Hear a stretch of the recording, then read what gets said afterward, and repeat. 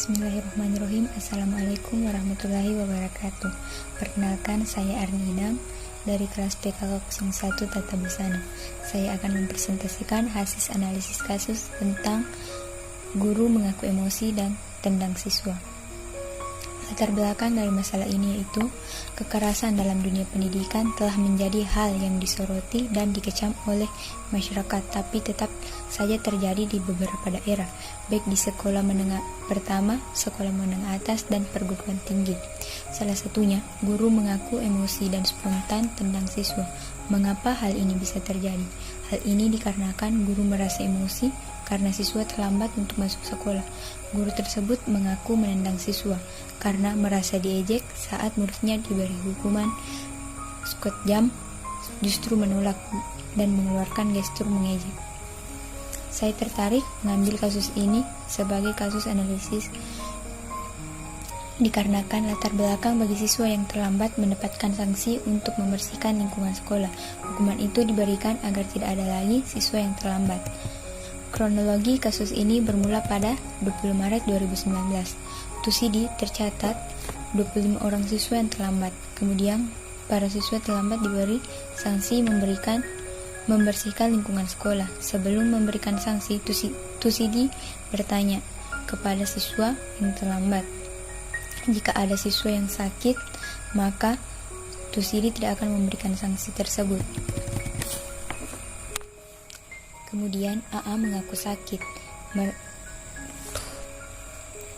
Dia bilang pusing sambil joget-joget, seperti mengejek. Tusidi saat ditemui di SMP Negeri 10 Yogyakarta. Tusidi menyebut AA memiliki catatan kedisiplinan yang buruk dan kerap membuat guru-guru lain kewalahan dengan tingkahnya. Tusidi juga menyebut AA sering berbohong, pernah merusak fasilitas sekolah, sering membuat gaduh di kelas, dan kerap terlambat. Dari rekam jejak AA, Tusidi bertanya kembali tentang kondisi kesehatan AA. Pertanyaan ini justru dijawab AA sambil tertawa. Saya pernah jadi guru, bela diri jadi tahu mana yang sakit perucat atau tidak. Saya suruh sket jam, dia tidak tahu. Saya suruh jongkok karena saya emosi refleks, saya memang menendang pantatnya. Bukan pakai bagian yang menyakitkan. Saya tahu karate, jadi saya tahu bagaimana betul. Dalam Islam pun ada konsep memukul boleh, tapi tidak di bagian fatal. Saya pakai punggung kaki, ungkap Tusidi.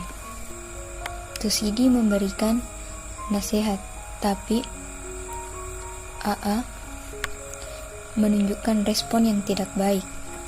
Akhirnya Tusidi men-skors AA selama sehari. Kemudian AA datang ke sekolah bersama dengan ibunya.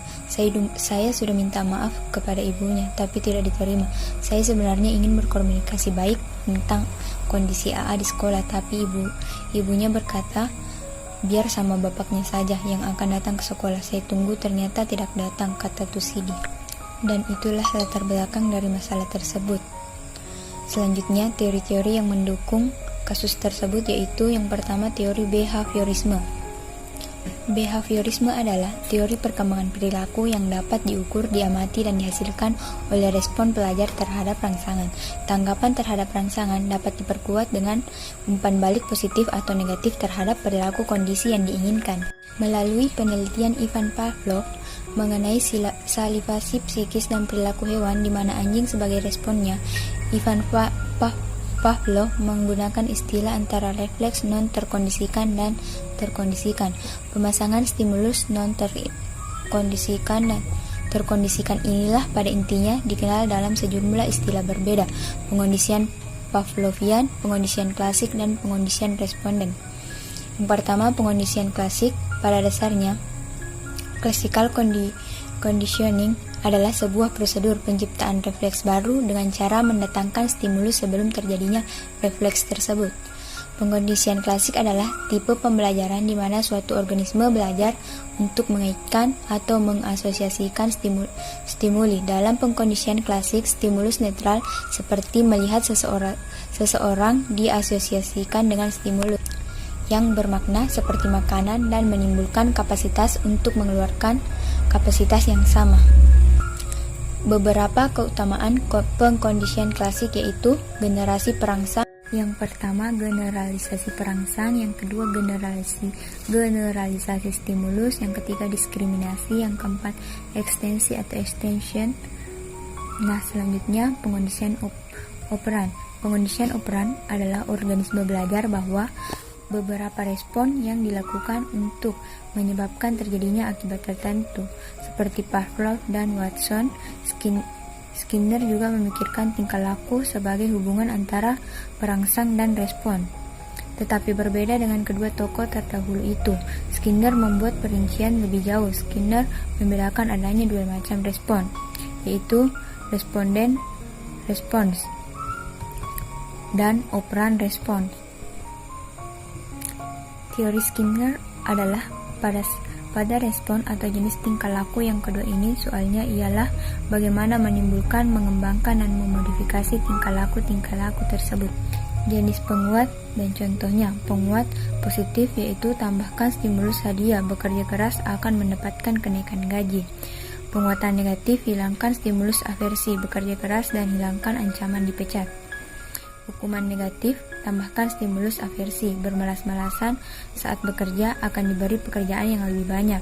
Hukuman negatif, hilangkan stimulus hadiah, bermalas-malasan saat bekerja akan disuruh tetap bekerja saat istirahat makan siang. Jadwal penguat dan contohnya: penguat berkesinambungan seperti perilaku akan memilih, berdampak. Penguat tidak tetap. Yang pertama, bekerja dengan perbandingan tetap. Penguat diberikan setelah sejumlah respon tertentu. Upah interval tetap per jam. Penguat diberikan setelah sejumlah waktu tertentu. Variabel rasio mesin slot. Penguat diberikan setelah jumlah rata-rata respon. Nah, selanjutnya kecerdasan emosional. Menurut Salovey dan Meyer, mendefinisikan kecerdasan emosional sebagai suatu jenis kecerdasan sosial yang melibatkan kemampuan memantau perasaan sosial pada diri sendiri dan orang lain. Menurut Dwi Sunarpe, kecerdasan emosional adalah kemampuan seseorang untuk menerima, menilai, mengelola, serta mengontrol emosi dirinya dan orang lain di sekitarnya. Menurut Daniel Goleman, mengklasifikasikan kecerdasan emosional atas 5 komponen penting, yaitu mengenali emosi, mengelola emosi, motivasi diri sendiri, mengenali emosi orang lain, dan membina hubungan. Faktor-faktor yang mempengaruhi kecerdasan emosional. Yang pertama, lingkungan keluarga. Kehidupan keluarga merupakan sekolah pertama dalam mempelajari emosi. Kecerdasan emosi dapat diajarkan pada saat masih bayi, melalui ekspresi peristiwa emosional yang terjadi pada masa anak-anak akan melekat dan menetap secara permanen hingga dewasa. Yang kedua, lingkungan non-keluarga. Hal ini terkait adalah lingkungan masyarakat dan pendidikan. Kecerdasan emosi ini berkembang sejalan dengan perkembangan fisik dan mental anak. Nah, selanjutnya estimasi solusi pada kasus tersebut. Yang pertama, menurut saya, sanksi yang dapat diberikan kepada guru yaitu skors dalam mengajar kurang efektif. Hal ini hanya bisa meredam emosi siswa dan orang tua, namun tidak memastikan bahwa guru tersebut tidak melakukan perbuatan yang sama kepadanya. Dibanding dengan hanya skors, guru tersebut juga diberikan dorongan dan dukungan tentang bagaimana mengelola emosi berkaitan dengan kecerdasan emosional. Yang kedua, dalam pembelajaran dibanding menggunakan kekerasan, mengapa tidak menggunakan pendekatan operan dalam behaviorisme? Saya rasa dibanding menggunakan dalam pembelajaran, pendekatan operan lebih efektif karena memilih efek yang lebih jelas dibanding kekerasan menimbulkan efek trauma bagi korban. Contohnya yaitu memberikan penguatan negatif. Apabila siswa melakukan pelanggaran lagi, maka siswa tersebut dikenakan sanksi yaitu diskors. Penguatan seperti ini akan menimbulkan respon yang membuat siswa berubah sesuai yang guru inginkan karena tidak ingin lagi mendapat siswa yang datang terlambat. Demikian presentasi dari saya. Lebih dan kurangnya mohon dimaafkan. Wassalamualaikum warahmatullahi wabarakatuh.